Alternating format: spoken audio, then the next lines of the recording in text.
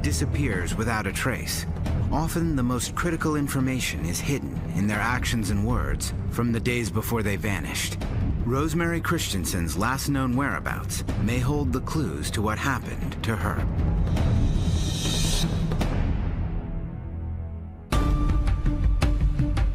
Australian Rosemary Christensen is outgoing and friendly. She likes to socialize.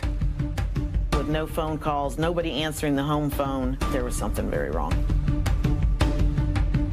The thing that stands out was my pleading with her to please come stay with me, be safe.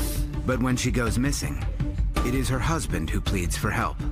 Please, if anybody's seen Rose, know where she's at, please. I didn't believe any of it for a minute. I knew he had done something to Rosemary and it wasn't going to be good. As nearly 10 years pass, the case goes cold until... I felt that someday my phone would ring, and I thought at that point in time I would be able to come forward. This is the mystery of how Rosemary Christensen disappeared.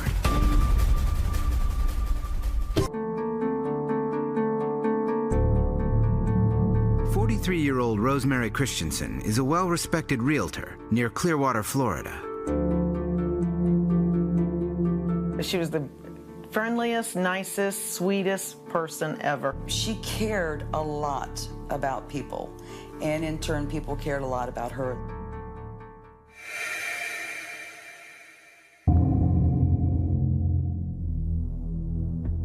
The day Rosemary went missing starts just like any other.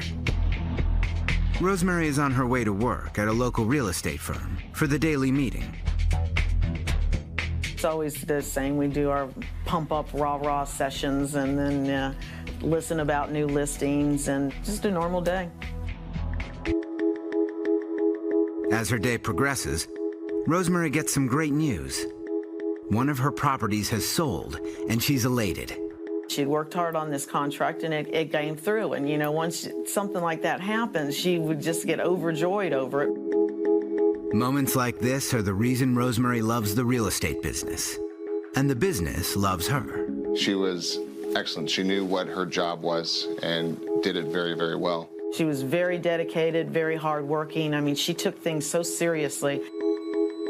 In fact, she had won several awards and everything, and she'd only been in it for a couple of years. Rosemary began her realty career in 1997, shortly after moving to the United States from Holland. In Holland, she was the wife of a diplomat, a role she relished that took her all over the world. Rosemary's Australian accent, cordiality, and worldliness help her connect with practically everyone she meets. I met Rosemary at an open house. I had done real estate for a long time, and she's just starting. And then we also got into her background, which was diplomatic. I had a diplomatic background as well. And we instantly hit it off. Before moving to America, Rosemary also hits it off with someone she meets on the internet. A 47-year-old man from Illinois named Robert G. Temple.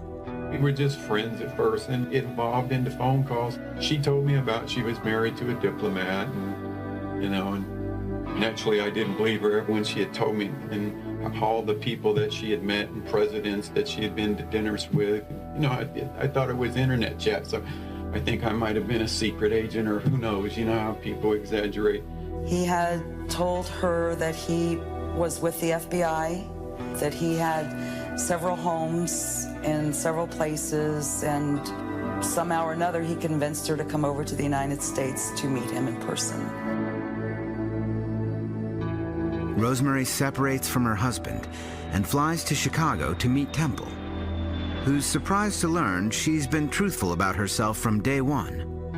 When she did come to see me, I knew she was telling the truth, and I had already told her, and I felt so ashamed, you know, that, you know, I'm just a farm boy from Illinois.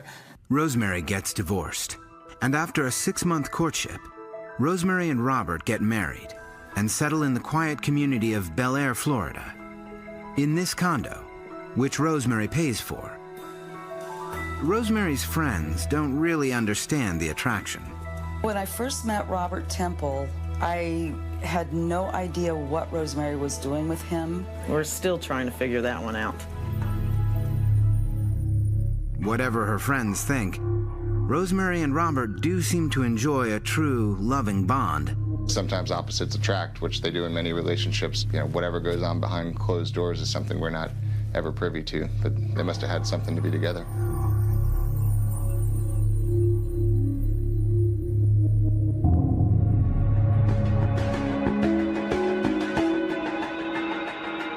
Thursday, August 26th, 1999, back at work, Rosemary continues to celebrate the property she sold. While she runs through the office parking lot to tell coworkers the good news, she trips and falls onto her knee. I believe her heel got caught in the asphalt and she skinned her knee. And there's a little scratch.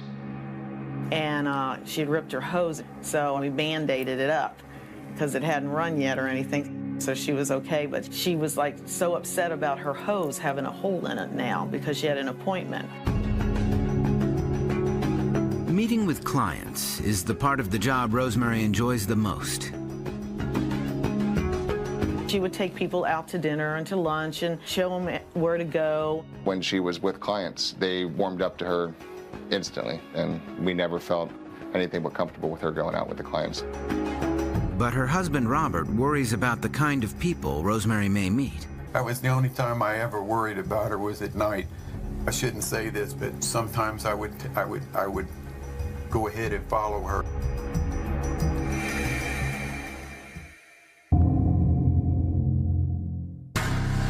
At 2 p.m., just 5 hours before her disappearance, Rosemary has an appointment with clients.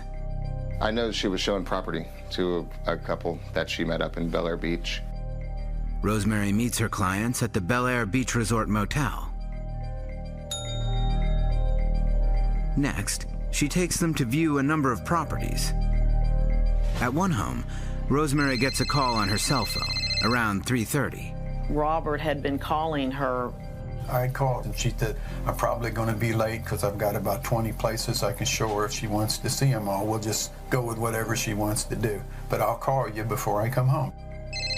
A half hour later, Rosemary's phone rings again. This time, Rosemary is annoyed and excuses herself. Nothing worse than when you're trying to show somebody a house and you're getting interrupted and you lose your train of thought. At around 5:30 that afternoon, Rosemary apologizes for the interruption and wraps up the appointment. Then she schedules another appointment for 11 a.m. the next day.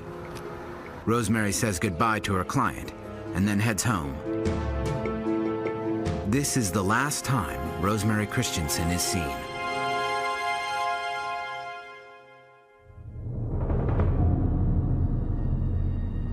The next day, Rosemary's client shows up at the realty office looking for Rosemary. It's unusual that Rosemary didn't call in, but coworker Kathy assumes Rosemary's absence is likely connected to problems she's having with Robert. The first thing I did think was, okay, they had a falling out, and here she's not coming in. But I just kind of let it go. Most of the day goes by, and still, no call from Rosemary.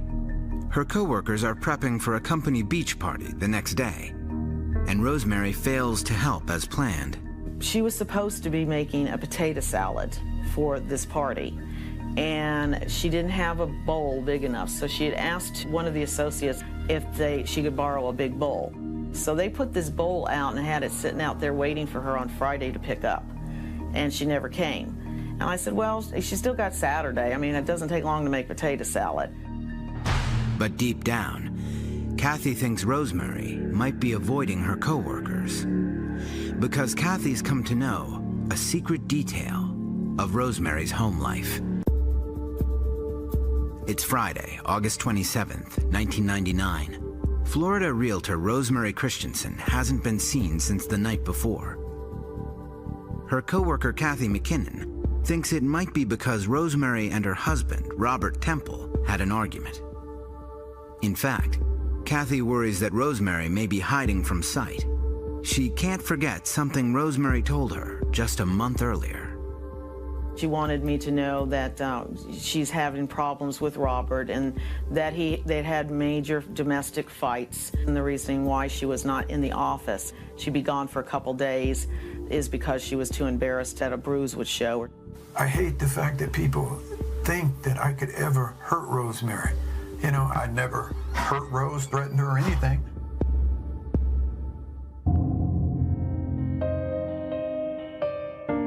On Saturday, August 28th, Kathy hopes Rosemary will come out of hiding to attend the company beach party. Rosemary and Robert went to the party the year before, but this year, they're both a no-show. See, she never came, and I had been calling her, and she's with no response. Rosemary's boss then pages her multiple times. And the more pages went by without a response, the more elevated the concern became. After that, the party was over, still no Rosemary. I just figured that she and Robert had a fight and that she was at home trying to make the wounds go away so no one would see it.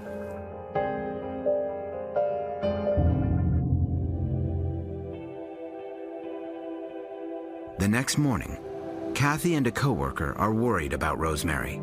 They head over to her condominium to check up on her. But Kathy knows that in order to get to Rosemary, she might have to confront Robert. Robert never really liked me.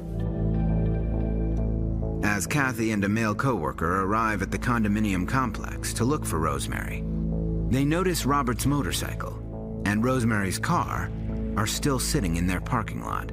The vehicles make Kathy wonder why her phone calls have gone unanswered if both Rosemary and Robert are still at home. I knew something was really wrong then. Kathy wanders around the back of the complex toward Rosemary's condo, Unit 148. And all the windows were closed, all the drapes were pulled. It was just dark. I mean, there was nobody, you couldn't see in. And that's when we called the Bel Air police. Soon the police arrive. A locksmith opens the condo, and an officer enters the home.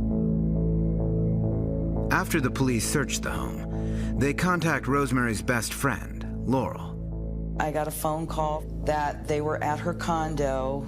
Then he proceeded to tell me that the carpet was missing. At that point, I started crying because I had been at her house just recently. The carpet was new, it was beautiful, the walls were freshly painted. Rosemary had just remodeled her condo, and my carpet guy helped, and I knew something was really, really wrong at that moment.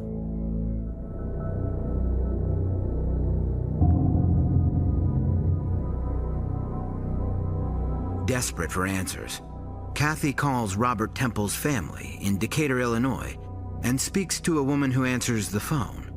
I just asked if she had seen Robert, and she said that Robert was up there in Illinois. And I said, well, is Rosemary with him? And she said no. And I said, well, we can't seem to find Rosemary. And she asked me if I had looked in the trunk of Rosemary's car for her. I asked her why would she say something like that, and she goes, well, you know they've been having problems. What was allegedly said intensifies Kathy's suspicions about Robert. She's somewhat surprised when moments later, Robert calls her back. I said, Robert, where's Rosemary? And then he started getting all upset and said, did she leave me, Kathy? Did she leave me? I said, I don't know, Robert. All I want to know is where is she? Do you know where she is? And that's when he says that she went off with some people Thursday night and he left town. I told him he was lying. I said, Robert, don't be telling me this kind of crap. He just says, I know you're not going to believe it, but it doesn't matter. That's exactly what the point is. Kathy goes straight to the police and files a missing persons report.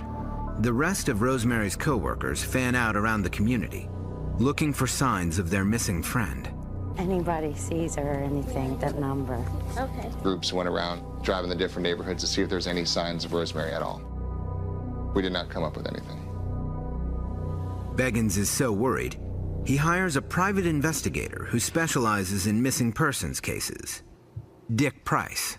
He said he was very, very concerned about it, as much as all the girls were, and that's how I really got into it, and that's where it started that day. As the search for Rosemary ramps up, Pinellas County Sheriff's detectives take over the investigation and attempt to locate Temple.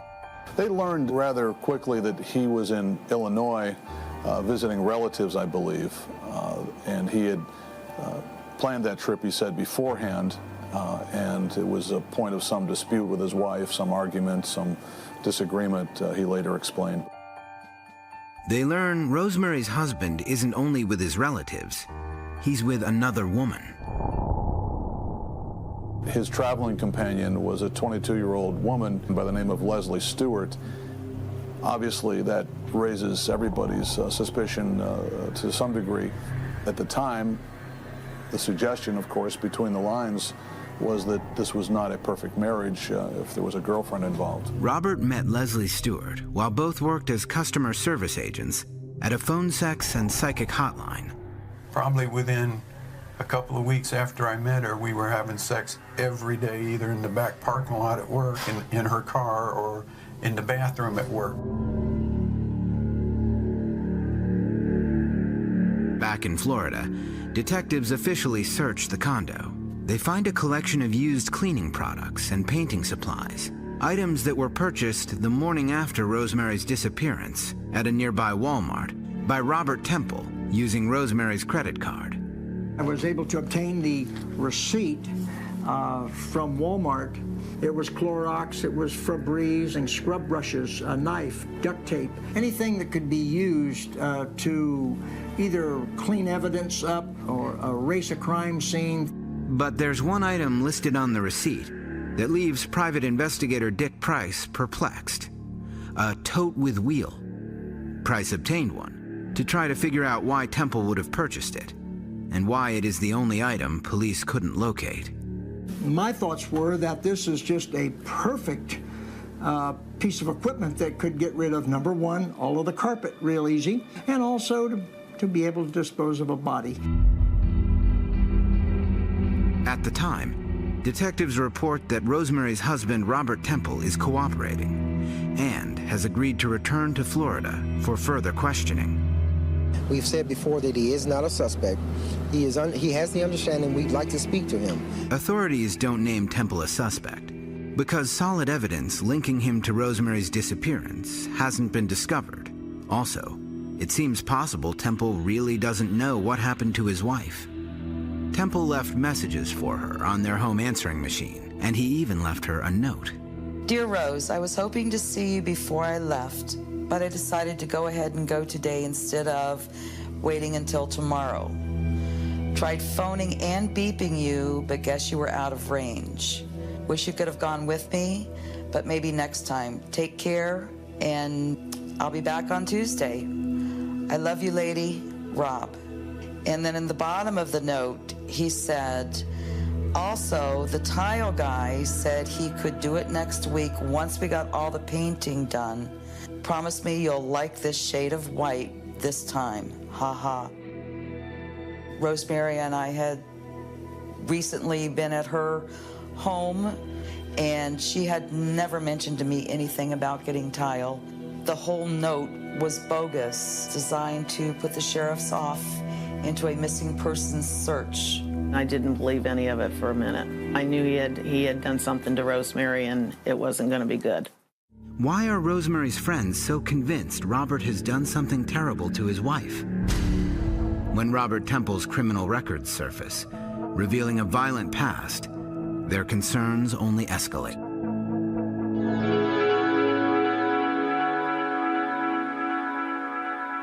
On September 26, 1999, Tampa Bay area realtor Rosemary Christensen disappears. This was a big deal. It was a big deal because Rosemary Christensen was a well-liked, if not loved, realtor who had a lot of friends and coworkers who cared a great deal about her. Police hope her husband, Robert G. Temple, can help them locate Rosemary. But her best friends think something horrible has happened. Their suspicions stem from incidents of alleged verbal and physical abuse involving her husband. When Rosemary and I first started talking about the abuse that was mainly the verbal that was bothering her, Robert would say stuff about her weight, just hurtful things. I think as the relationship got strained, it escalated. She told me about one incident in a townhouse they lived at and that he had hit her. The incident occurred on the night of July 14th, 1997, in Clearwater, Florida. According to police records and these photographs, Rosemary sustained injuries to her cheek and eye. But her husband Robert claims it was all an accident. Rose was up, opening the door, right as I tripped over a box and hit the door and knocked her back, and I'm still falling forward in the door. It cut her eye right here. It split her eye. I mean, it was bleeding like there's no tomorrow. Temple was arrested for domestic battery, but Rosemary asked for the charges to be dropped, and Temple pleaded no contest to disorderly conduct. Despite the incident, Rosemary and Robert marry 3 weeks later. Robert continued to tell her, "I'll change. I'm sorry. I won't do it again." Abuser's first defense is to say, oh, it was an accident. And in some ways, it was a plausible excuse, except when you add up all these things together, it just didn't look good.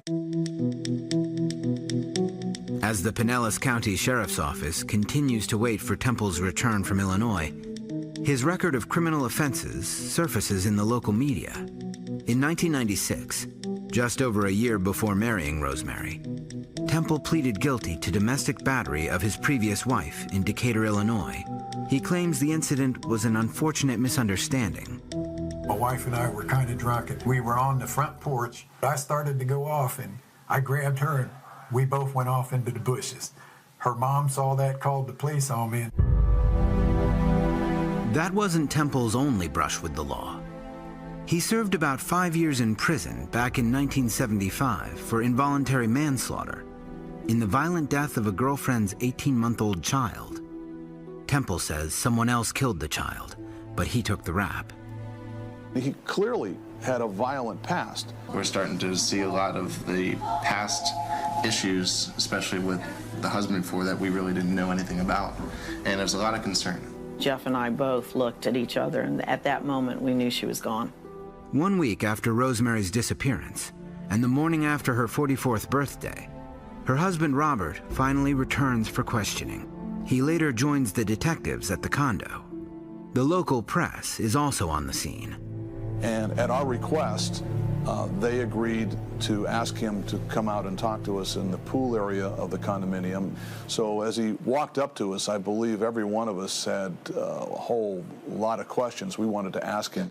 Can you tell us when you first found out how it all started from the beginning? They called me in Illinois and told me that I needed to call where Rose worked because they said she was missing.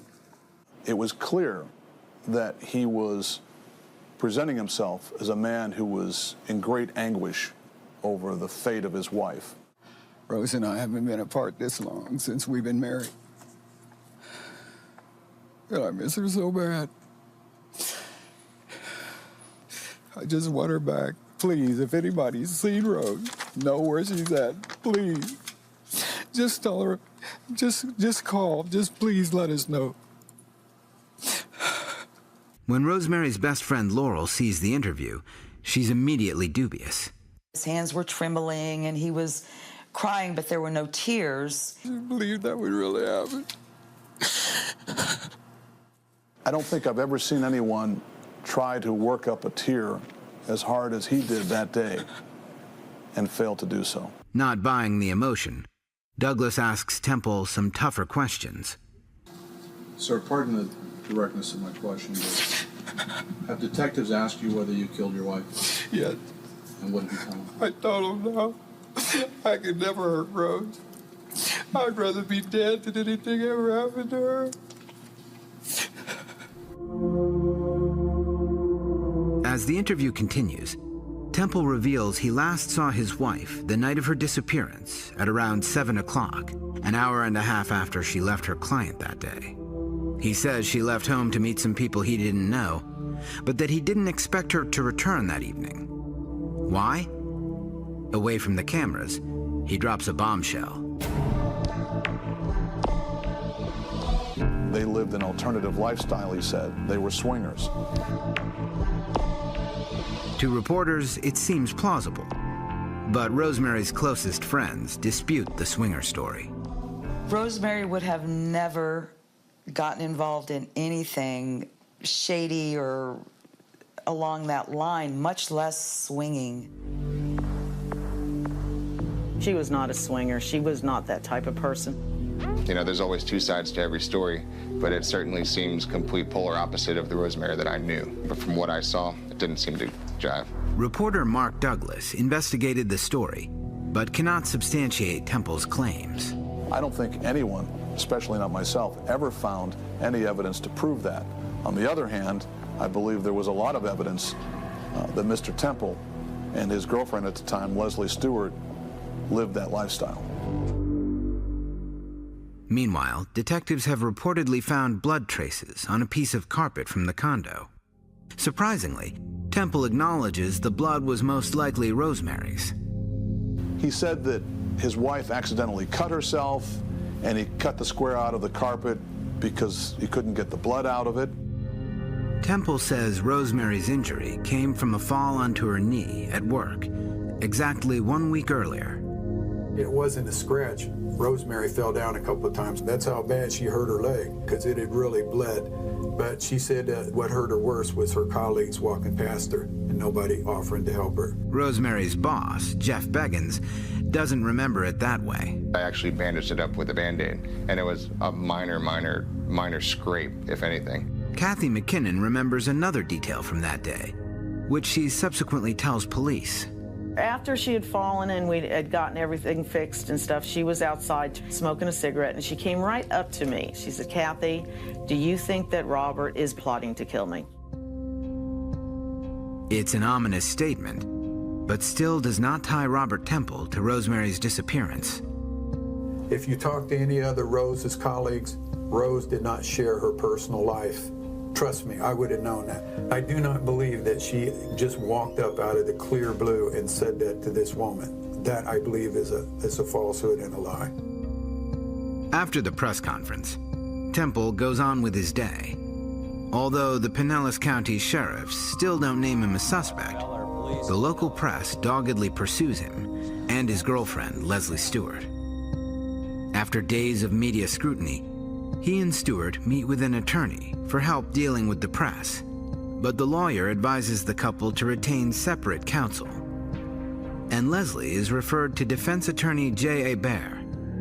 What Hebert is about to learn might just be the big break investigators have been hoping for, but he won't be able to reveal anything for 9 long years. It's been almost 1 full week since Tampa Bay realtor Rosemary Christensen was last seen. Police have searched her home and questioned her husband, Robert Temple, but they have no suspects or evidence to solve her disappearance. The local press shadows the husband and his girlfriend, Leslie Stewart. But eventually, the couple tires of the attention and seeks legal representation to handle the media. Leslie Stewart meets with local attorney J. Hebert. For the time, we engaged in an attorney-client conversation, and we listened to everything she had to say, and we did everything we could to represent her the best we could at the time. What Stewart discusses with Hebert remains confidential, and after their meeting, Hebert never expects to hear from Stewart again.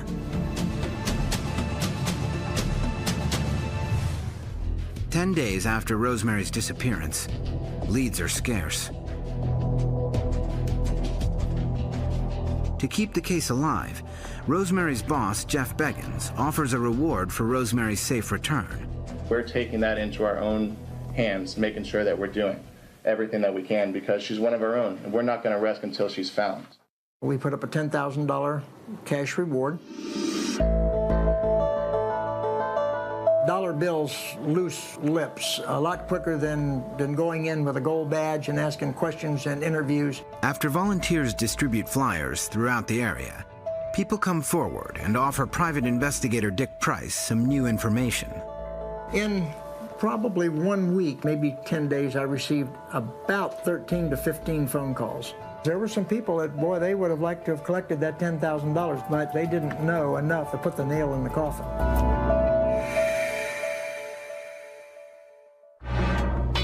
Over 1 month passes. Rosemary is still missing, without a trace. Her husband rents a moving van and packs up all of their belongings. I had the condo under surveillance when I came across Robert with a large Penske moving truck. I sat and observed and saw Robert bringing out items and loading the van up. Temple leaves town with Leslie Stewart. They got away scot-free. They absolutely had no problems packing up Rosemary's belongings, getting out of town. Because authorities don't have strong enough evidence, they cannot detain either Temple or Stewart. When he left, there really wasn't much more to say about this, and the story more or less died down.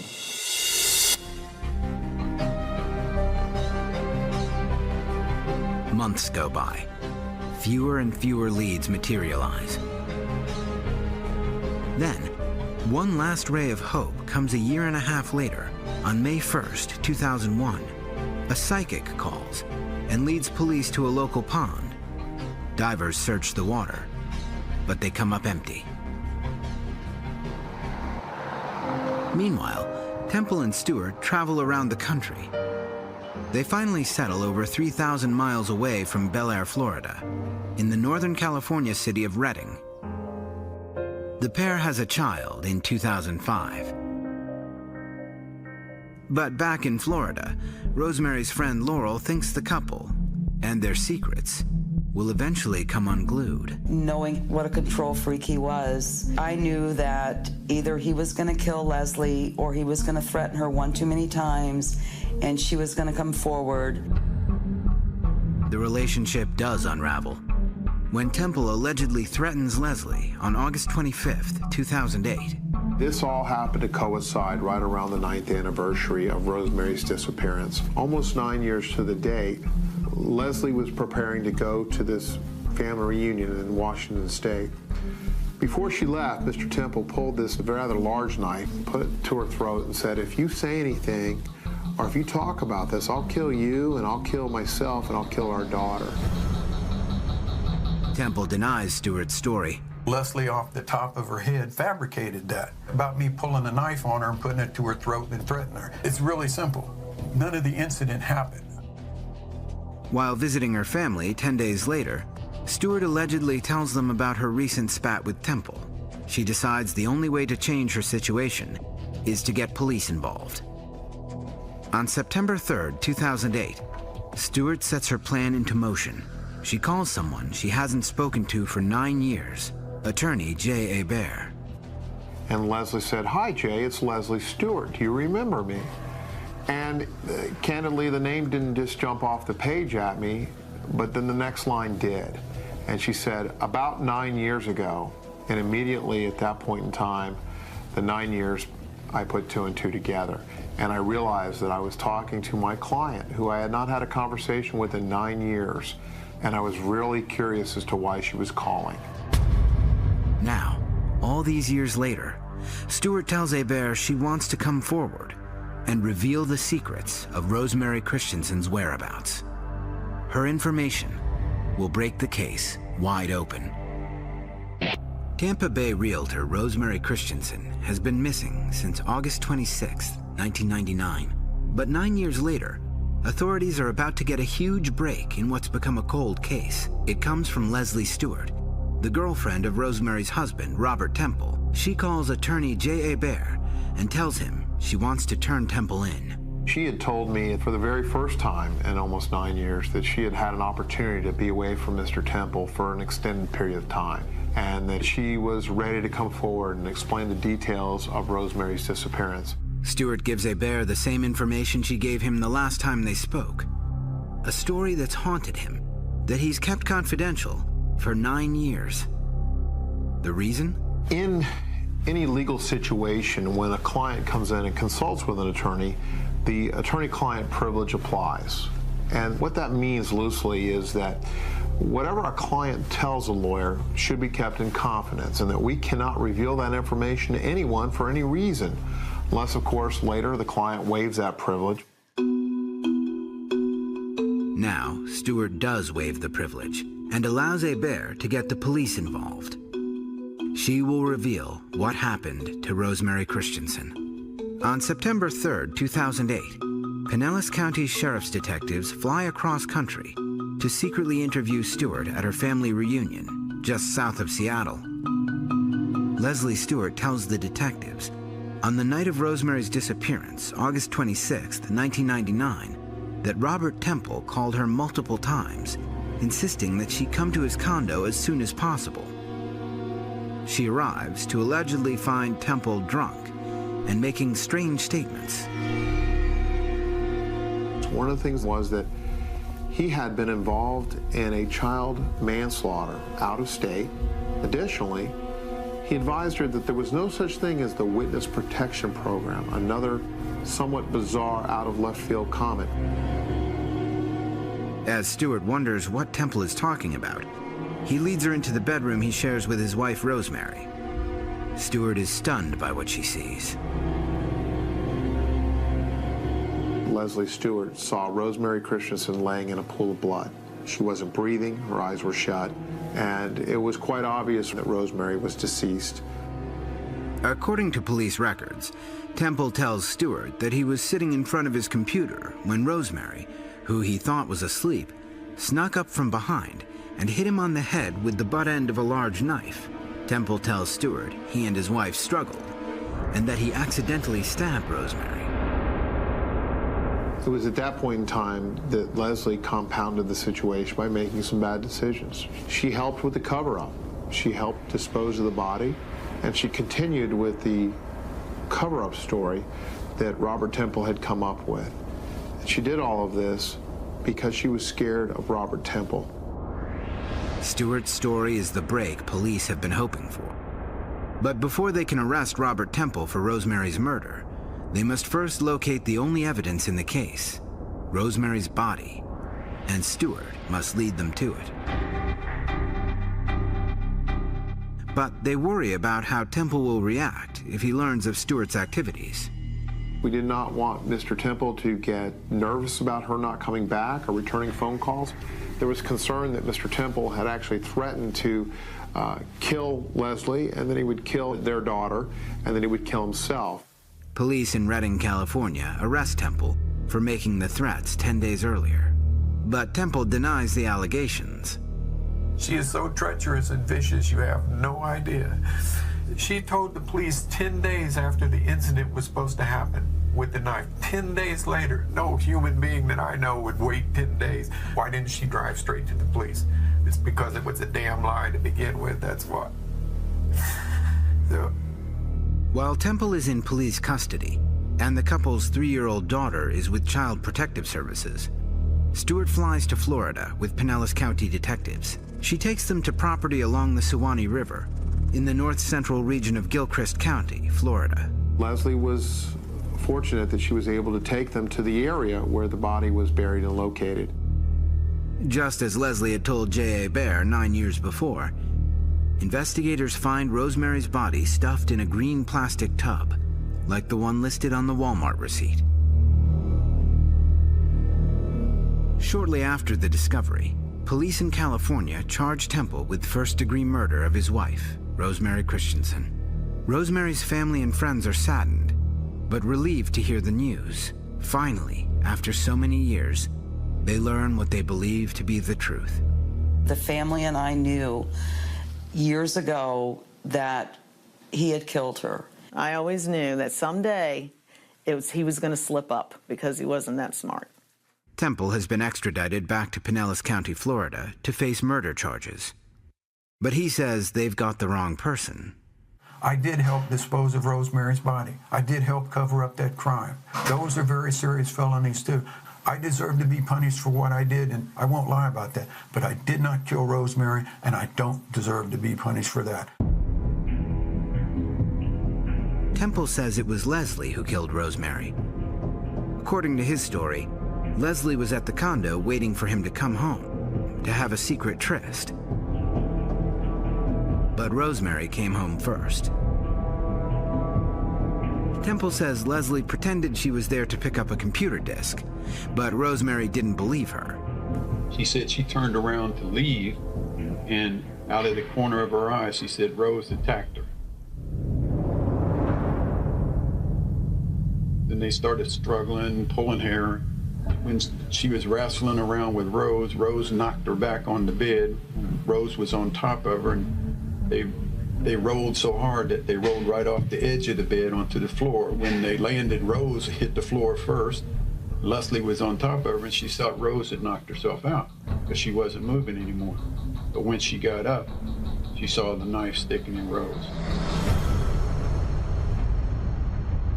Well, let's just look at it simply. He was 9 years ago declaring and promising that he had nothing to do with it.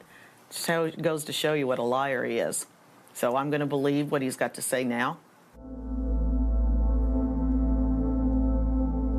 I would submit to you that Robert Temple is a desperate man who has spent a life manipulating individuals, and he is desperately trying to manipulate this situation. For her part, Stewart may receive immunity from prosecution in a deal struck with the state attorney's office. We hammered out, in essence, a gentleman's agreement. The gentleman's agreement dealt with three primary issues. Number one, that she testified truthfully.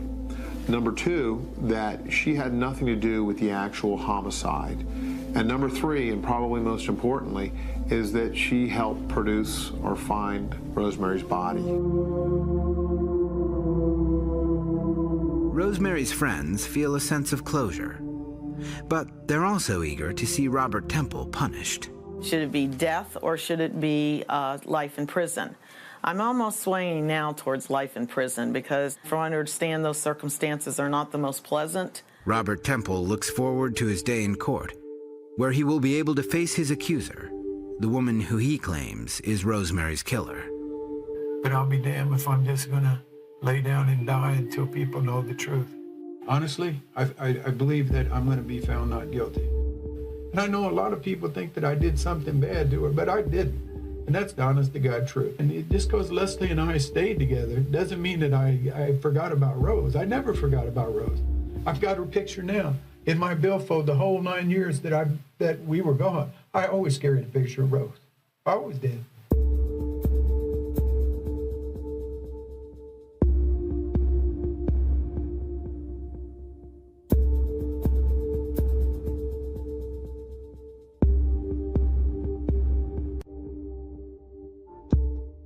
As Rosemary's friends' lives go on, they carry their memories of Rosemary deep in their hearts. Rosemary was the most kind, loyal, devoted person. She didn't deserve to have this end. And as again, I'm glad, I'm very glad that it's all over and she's happy.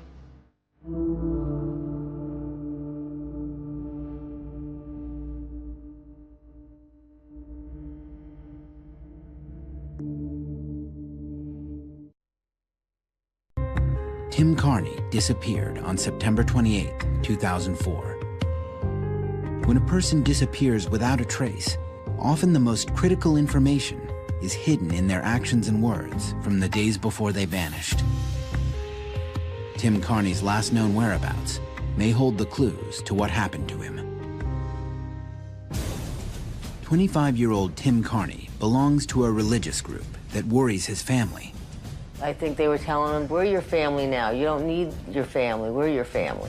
Suddenly, he vanishes on his way to morning prayers, leaving his family searching for clues. I always wonder if he was trying to warn us about something that was happening. The Carneys suspect Tim's religious devotion may have played a role in his disappearance. He would never go this long without calling somebody in our family and saying, I'm okay. Just when investigators believe Tim may be out of reach, witnesses think they have spotted him. He seemed very tense and very nervous.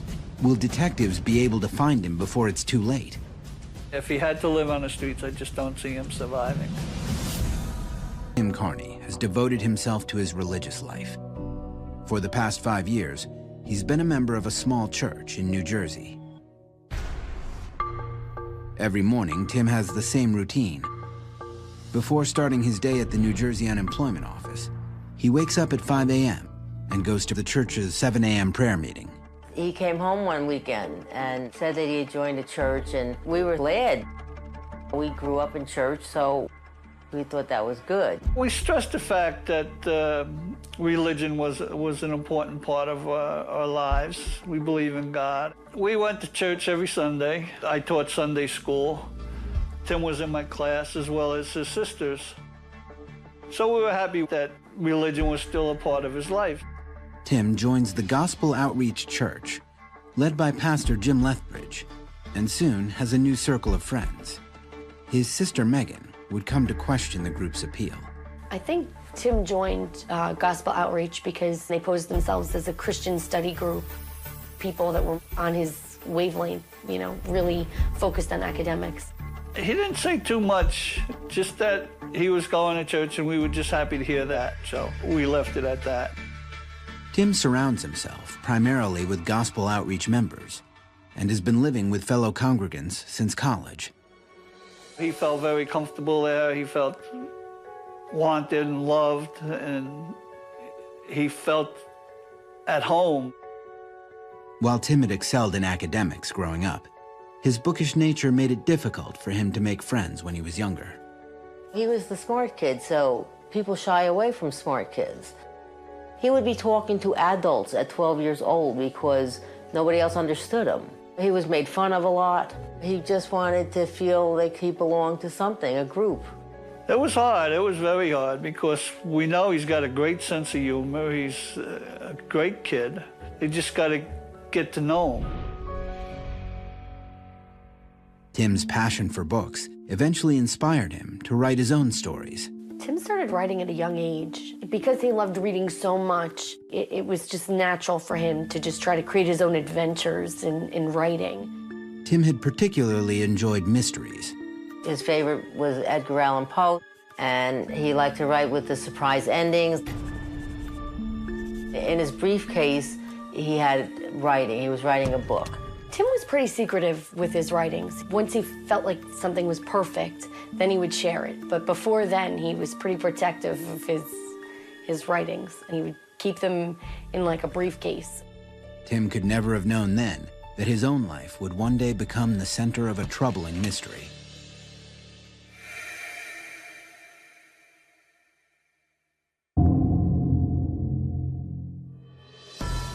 On September 28, 2004, an average Tuesday, Tim's day begins as usual. According to his roommate Roy, also a member of Gospel Outreach, Tim wakes at 5 a.m. to go to the 7 a.m. prayer meeting. But on this day, Tim's morning unfolds differently from his normal routine. His fellow church members report that Tim never arrives at morning prayers. Even before his disappearance, Tim's family is uncomfortable with the way Tim makes church activities the central focus of his life. Whereas before he would come down and join us for church on Sunday as a family, now if he did come down, he had to leave right away to get back to the group. It was more about, you know, I got to get to Bible study, or I have to get to men's group, or I have to get to choir. It was mandatory for him to attend. Family members worry that Tim's religious commitment is pulling him away from them. Well, there was a big change in Tim. He didn't come around as often.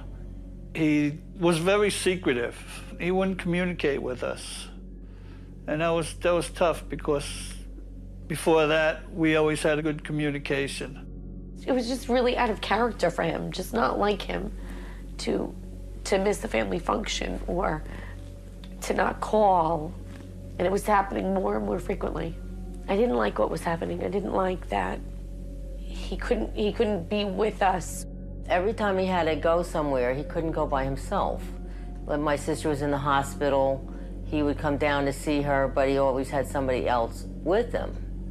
And they made a statement once where it's like, well, we wanted to make sure there was a real Aunt Kathleen. Phyllis Carney sensed a pressure on Tim to distance himself from his family. I think they don't want you to talk to anybody else outside the group, because they always said, well, don't tell anybody about us because they won't understand. Rick Ross is consulted nationwide by families and law enforcement. he has made a career studying religious groups, including gospel outreach and Pastor Lethbridge. In my experience, the families that have loved ones in gospel outreach have very limited communication. When a group isolates members, they do that in order to create a kind of bubble. If they can control everything that goes into the mind, they can control the mind itself. So by isolating people from family members, they create an environment in where what the group wants them to think and feel is constantly being reinforced. I think they were telling them, we're your family now. You don't need your family. We're your family. Well, churches bring people together. They don't tear them apart.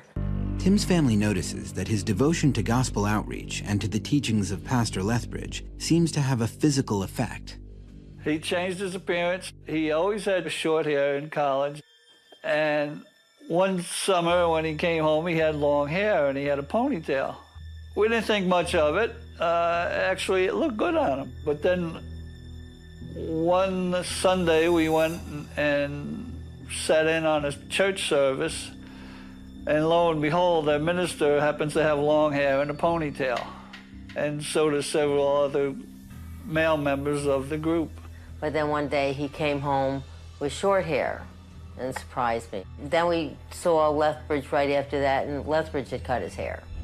Gradually, Tim's parents begin to see gospel outreach as very different from the kind of church in which the Carneys had grown up. We had gotten a phone call from parents who have a son in the group also, and they had some concerns about the church and they wanted to talk to us about it. That's when everything kind of fell into place. Things that we joked about, we thought was kind of funny, but once we started talking to these people, it wasn't funny anymore. It was serious. We know he's a smart boy. We didn't think he'd be sucked into a group that would influence him like they did. In 2003, the year before Tim disappears, his ties to gospel outreach grow even stronger when he begins seeing a woman who is also a member of the congregation. He came home and said he was courting. That's the word they use. I said, well, what kind of word is courting? I wasn't, you know, they don't use that word anymore. That's such an old-fashioned term that was a little strange too, I thought. Tim's family was bewildered by his dating rituals. They could sit next to one another, but they couldn't hold hands. If they wanted to hold hands, they had to hold a fork. She held the fork halfway, and then he would grab a fork the rest of the way. And that was their way of being with one another. They couldn't touch.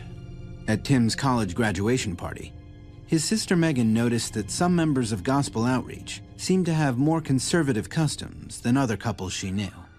There was 3 people watching TV, and the couple that was supposed to have been together weren't sitting next to each other on the couch. There was somebody in between them. It seemed like none of the girls could ever be alone with their significant others. There always had to be like a person watching to make sure that they were following the rules.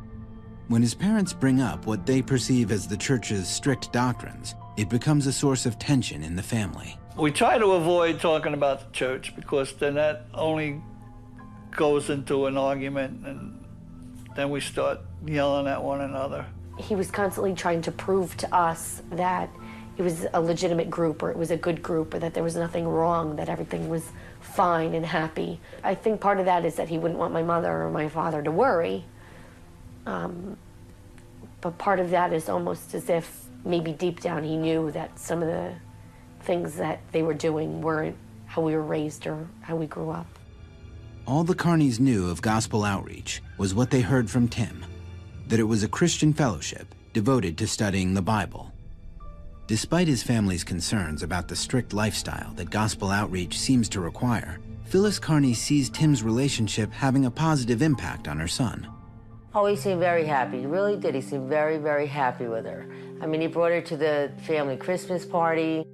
If he's happy, then you're happy. But about 7 months after Tim's relationship begins, the Carneys learned some disappointing news. One day he just came and said they had broken up, and That's all he would say. Looked like he was upset about it, but he wouldn't talk about it. And that was it.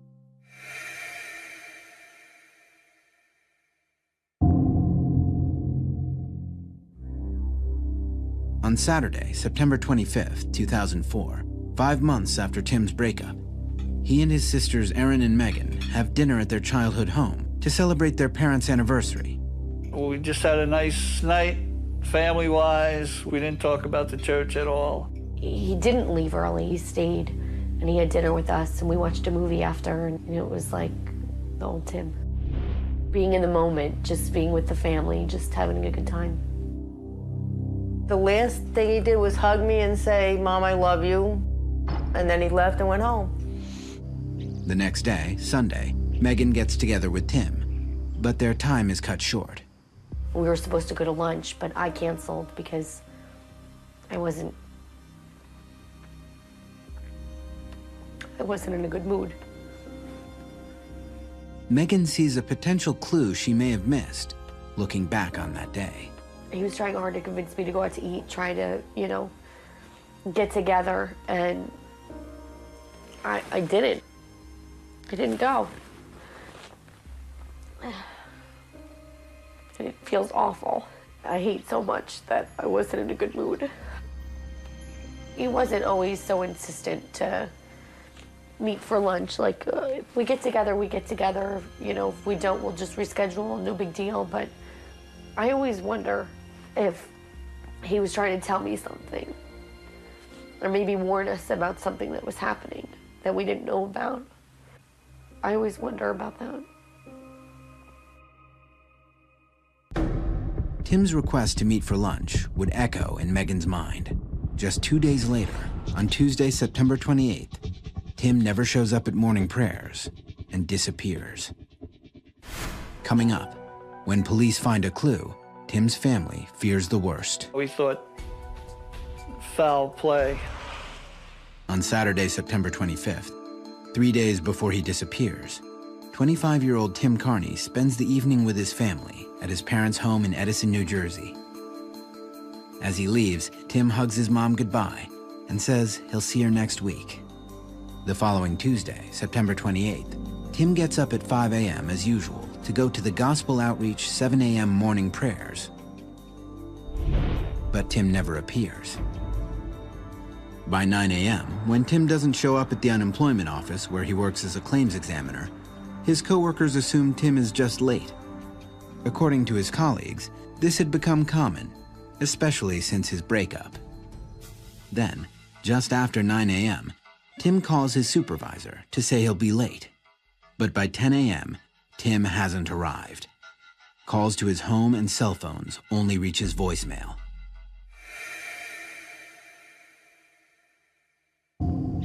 The next day, the Carneys get a call every parent dreads. His roommate Roy called and wanted to know if Tim was at our house because he didn't come home that night. Well, no, he's not here. We called his cell phone and it just rang. No one picked up. Alarmed, Phyllis and Ed Carney file a missing persons report with the police in Butler, New Jersey, where Tim lives. When detectives search his home, they find no indication that Tim was leaving for longer than just a normal workday. Detective Colleen Pascal is on the team investigating Tim's case. Nothing was taken out of his home of importance. If he again intended to go away for long, he did not take any of his belongings. His room was intact, his clothes were still there. Police discover Tim took something with him that at the time seemed normal for him to bring to work, along with his wallet, keys, and cell phone. We understand that he took the silver briefcase. It's believed that there were writings in that briefcase, which is something that he always carries. According to investigators, after Tim calls his supervisor around 9 that morning, all outbound activity from his cell phone stops. On Wednesday, September 29th, the day after Tim vanishes, a clue appears. We received information that somebody had found a wallet. A patron at the Lyndhurst Diner spots Tim's wallet in the eatery's parking lot. The restaurant is on Route 23, halfway between Tim's apartment and his office. Police learned from the diner's employees that someone matching Tim's description used to eat breakfast there often. Unfortunately, by the time police received the tip about Tim's wallet, it has already been sitting at the diner for several days. When the wallet was found, they called the phone number that was in his wallet, and his roommate obtained the message, but the message didn't get to the police that day. The police didn't find out about the wallet for quite some time. They could have questioned people a lot sooner instead of quite a few days after. Police canvass the area around the diner, but find no leads. The wallet still contains Tim's credit cards, leading police to believe this was not a robbery. What's missing also doesn't suggest foul play to Al Schumann, a private investigator hired by the Carney family 6 months after Tim disappears. Curiously, what was missing from the wallet was nothing except his driver's license and his college identification card. Since nothing valuable is missing from Tim's wallet, investigators now reason that he may have left it there himself. If so, they need to find out why. Because Tim is an adult, his case centers on one concern. Did he vanish of his own free will, or has he been abducted? If he chose to be missing on his own, if he just left and did not want to be found, then that in itself is not a crime. He's not a child. He doesn't have to report to his parents where he is.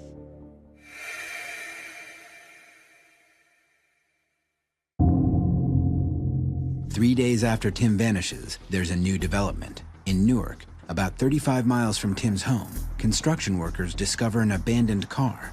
When police respond to the scene, they determine that the car belongs to Tim Carney. When they found this car, we thought foul play. So we were very worried at this point that something terrible had happened to Tim, because they thought, well, maybe they found his body there also. And they said, no, it's just a car. There's no sign of Tim. Once again, the investigation takes an unfortunate turn.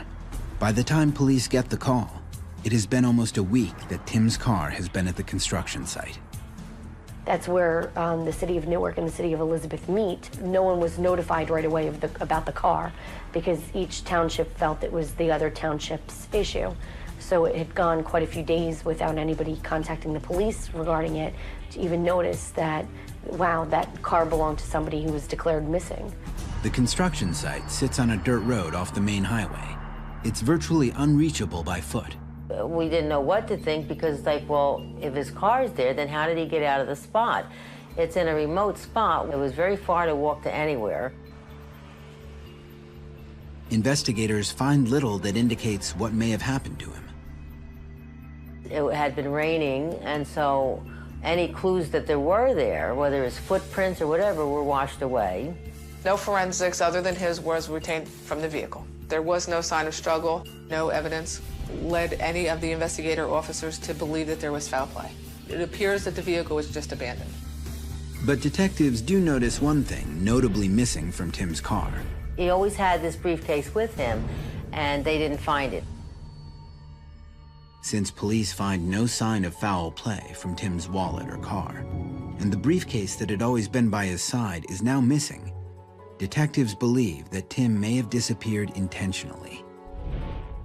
The discovery of Tim's car gives Tim's loved ones some hope, while also raising some unsettling questions. Why would he ditch the car? I mean, all kinds of thoughts go through your head. It's like, did he get hurt? Did he walk somewhere? What's the next step? Where do you go? Where should we go look?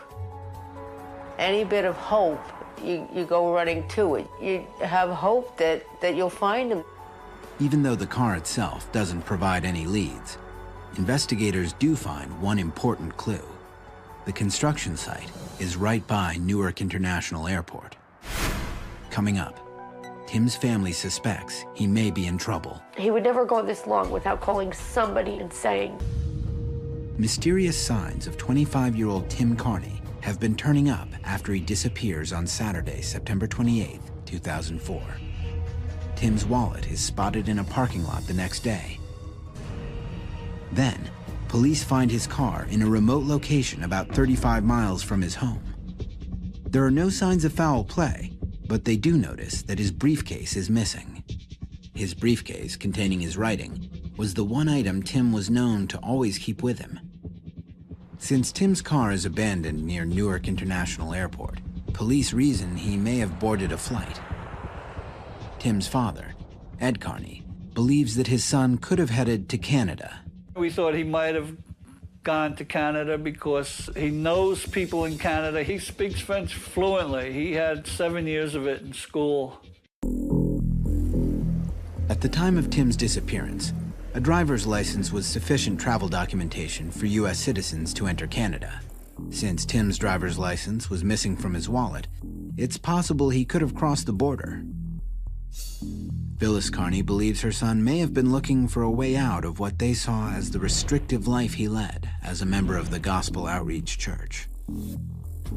If Tim was going to leave the church, I don't think he would have told us. And so I think he might have thought in order to leave the church, this was the way to do it. The pressure might have just gotten to him. Initially, Tim's family wants to believe their only son will soon return. We thought maybe he's got to clear his head and then we'll see him again. But as the days stretch on, the Carneys also find something troubling in Tim's disappearance. Even if he left of his own free will, they wonder if something may have happened to him. I just know my brother enough to know that he would never do this to my parents. I mean, we're a pretty close family. He would never go this long without calling somebody in our family and saying, I'm okay.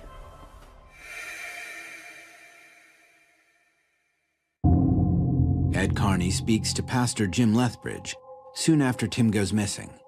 Just days later, members of his church and Lethbridge leave for a weekend retreat. And he told me when they come back, he'll give me the full support of him and the church and looking for Tim. I thought it was odd that they all decided to go away for a weekend and not help me find Tim. Rick Ross has seen this response to a disappearance with other religious groups. When there's a group and it's very small, like the Lethbridge group, which has just a handful of members really, and someone important like Tim Carney leaves, who everyone regarded as at one time a loyal and devoted member, it creates doubts in the group. So in order to get a handle on that, a leader may sequester the group and go into a kind of retreat where he or she can then spin the departure of the valued group member for damage control. Once Gospel Outreach members return from the retreat, the Carneys hope for their support in the search effort. I specifically called Pastor Lethbridge to request his assistance, and he just was unavailable. He couldn't be bothered. They might have known if he was depressed. He was with them more than he was with us. Any one of them could have helped us, but nobody talked to us, nobody called. And that's more disappointing than anything, that nobody wanted to help us. After private investigator Al Schumann also reaches out to Gospel Outreach members, he says he gets minimal cooperation. The church members were reluctant to speak. As a matter of fact, they were very curt and abrupt in response. Then, Ed and Phyllis Carney speak to other parents of Gospel Outreach members. They report learning that Tim's congregation has a very different understanding of his disappearance. And I was shocked to find out that they're told that Tim's okay. According to the Carneys, Jim Lethbridge has given his congregation a disturbing account of Tim's disappearance. That Tim is not missing at all, and that his parents know his whereabouts. He told them we kidnapped our own son. He just feels that my parents have done something with him and that, you know, we're hiding him. We're certainly not hiding him. We're trying to bring him home. Still pursuing the theory that Tim might have boarded a plane, investigators examine travel manifests in the hope of finding Tim's name on a flight out of Newark. Their search comes up empty, as do Al Schumann's inquiries with Canadian authorities. I contacted the Royal Canadian Mounted Police. They said that at that point, border patrols had tightened to the point where they were almost certain that he could not have gone into Canada from the United States without being detected. But investigators realized that Tim could have found a way to make himself nearly invisible to anyone trying to track him. The search for Tim Carney might be targeting the wrong person. He could have assumed a new identity due to his employment. Tim's position at the state unemployment office put dozens of Social Security numbers within his reach, giving him the ability to create an entirely new identity. If Tim did assume another identity, it would be virtually impossible to track him among the thousands of passengers who travel daily through Newark Airport. Phyllis Carney suspects that with a new identity, Tim could easily avoid detection. He's a very average-looking guy. I mean, he doesn't have blue hair. Is it possible that Tim, the amateur mystery writer, could have created the ultimate whodunit? It's like it's a mystery novel without the ending. Coming up, Tim may be closer to home than his family realizes. 25-year-old Tim Carney has gone missing.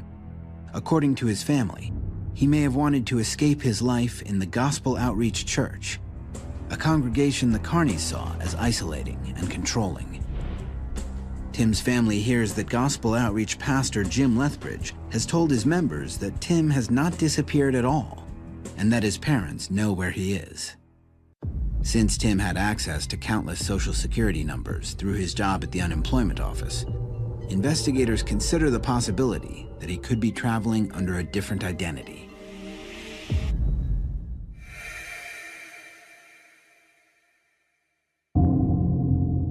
Police get a lead that heats up the local search again. Since his disappearance, investigators have been monitoring Tim's bank account and credit cards. For 3 days, the accounts have shown no activity. But suddenly, on the 4th day after Tim goes missing, bank surveillance images reveal a man accessing Tim's checking account. On October 2nd, there was an image taken of a male party withdrawing money from his account. He's wearing a baseball cap. The baseball cap was pulled down very low over his eyes so that you could not see who the individual was. Clearly, the individual is trying to hide themselves from the camera. The bank is located about 7 miles from the construction site where Tim's car is found abandoned, and about 24 miles from his usual branch. The man in the surveillance image hands the teller a withdrawal slip in the amount of $1,000, just $100 short of the entire balance in Tim's account. When police interview the bank teller, she reports a curious observation. The person making the transaction had a red, splotchy rash all over his hands. I knew it was him. He had psoriasis starting in high school. I could tell it was him. I could tell it by his hand. According to his parents, Tim's psoriasis tended to flare up at specific times. Stress plays a role in it, so that would be something that would tell us that it was Tim. Detectives showed the bank teller photos of Tim, and she identifies him as the man who made the withdrawal. Upon inspecting the withdrawal slip, police discovered that it includes Tim's driver's license number as proof of ID. The evidence confirms investigators' belief that it was Tim making the transaction. When authorities checked the bank's surveillance images, there is nothing that suggests Tim was being forced to make the withdrawal. The individual who was there did not appear to be under duress. But Tim's sister Megan isn't convinced that the man believed to be Tim was acting alone. There was no parking lot shots to see if he was by himself or with somebody else. Without his car, it would have taken Tim over 2 hours to walk from the construction site near Newark Airport to the bank. Investigators believe someone may be driving him around. But the question remains, even if Tim is with someone, is he in trouble? Authorities examine Tim's financial history for clues to his disappearance. What they find surprises even those closest to him. Tim had approximately $20,000 in credit card debt, a huge sum for anyone, particularly a civil servant making around $35,000 per year. He did not have a lavish lifestyle. He lived in a local apartment complex. He drove a basic car. Well, we figured he was doing okay. He's got a decent job. He's making a living. He was making ends meet. Tim was the last person his family would expect to be in debt.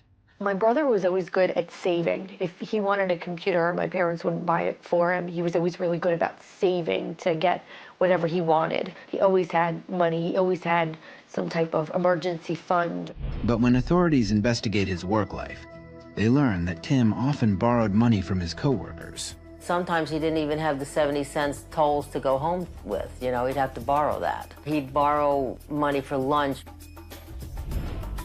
Tim's family suspects that his involvement with gospel outreach may have been a factor in Tim's large debt. When he joined Gospel Outreach, we started to notice that he didn't have as much money as he did before. According to police, Gospel Outreach informed them that as a nonprofit organization, it collects annual dues that total about 10% of each member's yearly income. The Carneys believe Tim may have felt pressured to give Gospel Outreach more than just 10%. He was giving a lot to the church. He got a part-time job also on top of his full-time job. We didn't realize the income that he had, it just wasn't enough to live on after all that he was giving to the church. I do believe that he may have had to pay using credit card debt and things like that to remain a part of this congregation. According to Tim's family, the impact of his contributions to the church was evident. I just remember a conversation with my mother and my brother. My mother telling him that, you know, he needed new shoes. And I remember my brother getting upset and telling her that you're expected to give 10% or more than 10%. 10% seemed to be the minimum that they were expected to give to Gospel Outreach and Pastor Lethbridge. Still, investigators have no way of knowing whether finances, church-related or otherwise, play any role in Tim's disappearance. With no new information, the search for Tim Carney begins to look bleak. What makes it disturbing is you have a whole lot of questions, but we don't really have any answers, nor do we have a way to find those answers because there are no leads. Coming up, witnesses say they've seen Tim. But is it him? And is he in danger? He seemed very tense and very nervous. 25-year-old Tim Carney has always loved mystery novels. And after vanishing on September 28, 2004, some evidence suggests that Tim may have written himself into a mystery of his own creation. Police find Tim's wallet and car within 1 week of his disappearance. They establish that neither the wallet nor his car show signs of foul play. Then, a man looking like Tim appears on bank surveillance footage, withdrawing nearly all the money in Tim's checking account. With hopes that Tim might still be nearby, the Carney family works tirelessly to find him. I was passing out flyers, various businesses and restaurants along Route 23, the corridor where Tim would drive his car to and from work.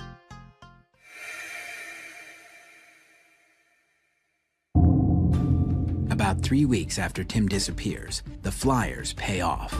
On October 21st, police receive a call from employees at the Terminal 1 bar. It's about a 10-minute drive from Newark Airport and the construction site where Tim's car was abandoned.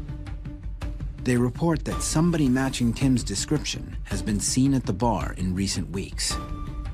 Ignacio Pinto, the owner of Terminal 1 bar, remembers the man on the flyer specifically for what he didn't do.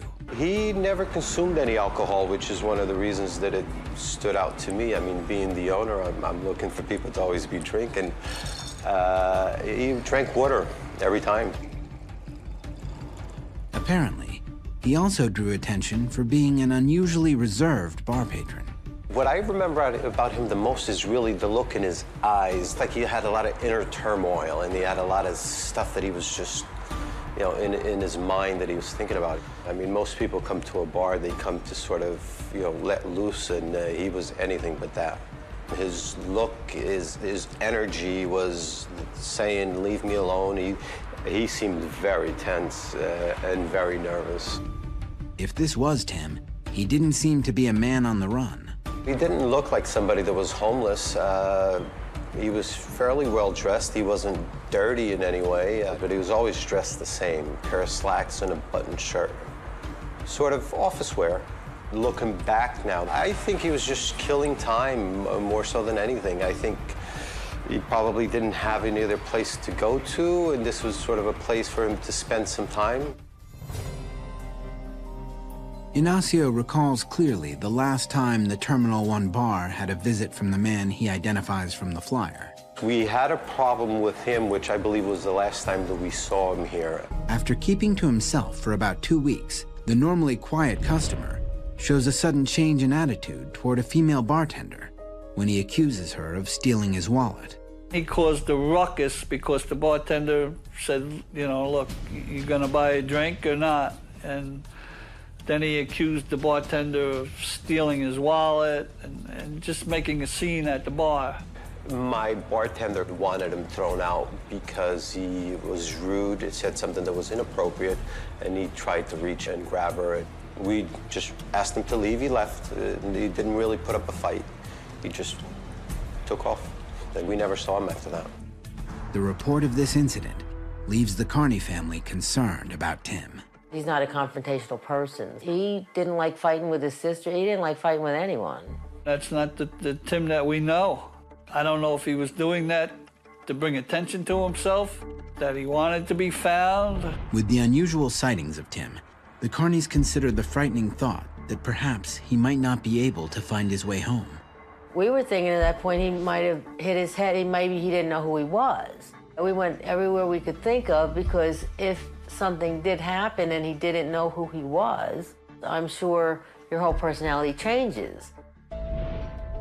The Carneys continue their search, hoping Tim might still be within reach. We gathered a team, and every day, every night, there were teams working on different things. And one team would go out to homeless shelters or hospitals or supermarkets to put up flyers, and others would go to just local businesses and just people on the street. Ed Carney believes that despite Tim's education and intellectual strengths, he would be no match for a life on the streets. He's not streetwise. He would be taken advantage of so easily. If he had to live on the streets, I just don't see him surviving. 2 weeks after Tim Carney vanishes, his family must face a sad reality. Tim is really gone. We went to go clean out his apartment because his lease, it was up. I think it was particularly difficult for my parents. My sister and I kept having to reassure them that everything would be okay. It was just stuff. It really didn't matter. What mattered is finding him and bringing him home, not how many shirts he had in his closet or what was on his coffee table. 10 months pass before a new development emerges in Tim's case. When private investigator Al Schumann is canvassing the area around the Terminal 1 bar, he uncovers a lead.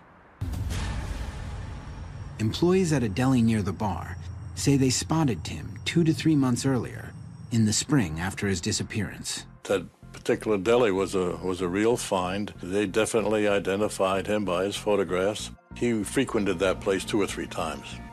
The man usually bought a soda. It's another purchase that makes Al confident this could be Tim. He bought a phone card, which would explain no further cell phone calls from or to anyone.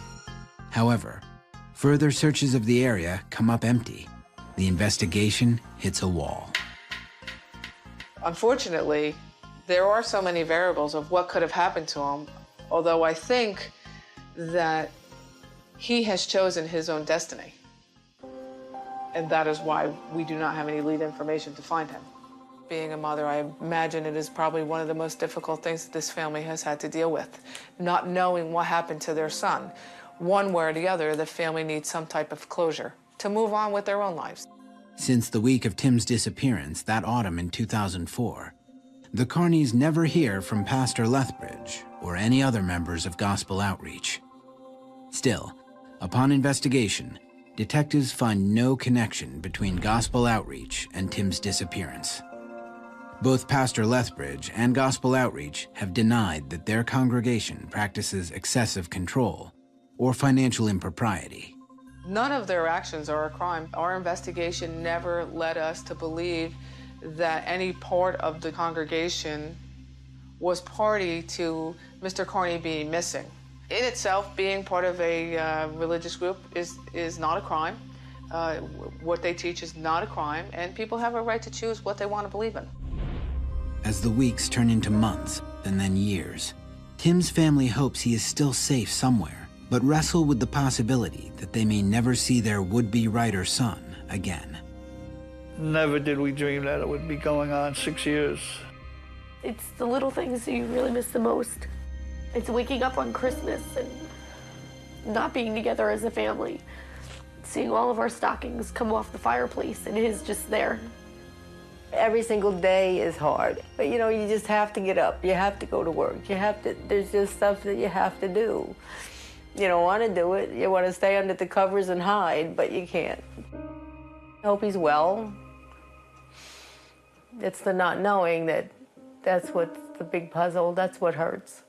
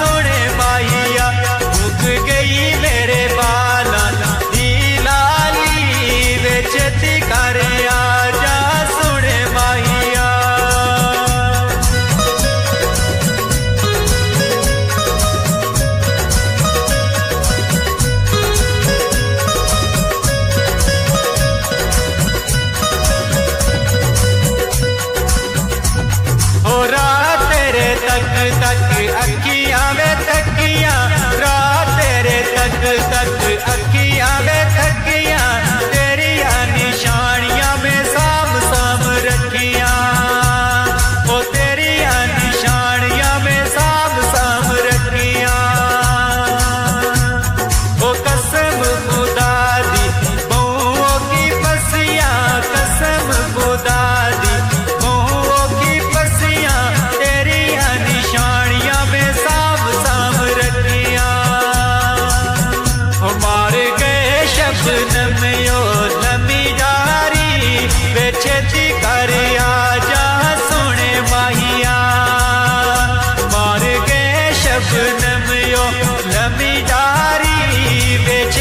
कर आ जा सुने माहिया वे हाँ तेरिया जुदाइयां बीमारी वे छेती कर आ जा सुने माहिया मुक गई मेरे बाला दी लाली वे छेती कर आ जा सुने माहिया वो छेती कर आ जा सुने माहिया वो छेती कर आ जा सुने माहिया